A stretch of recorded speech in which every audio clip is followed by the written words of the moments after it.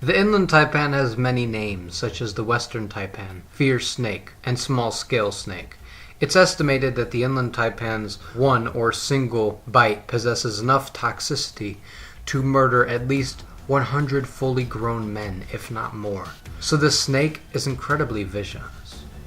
The Inland Taipan is known for striking quick and extraordinarily accurate and precise. While the Inland Taipan does not kill the most humans, the Inland Taipan is the most toxic snake known to man as of yet, right up there with the sea belcher snake. This snake is so venomous and poisonous that this toxic creature alone will make you afraid to step out of your front door. The Inland Taipan is mostly located in Central East Australia. Stay away from the snake at all costs. The Inland Taipan is fierce and frightening, dangerous as lightning. This is the reason you should be licking the ground that nature provides for you.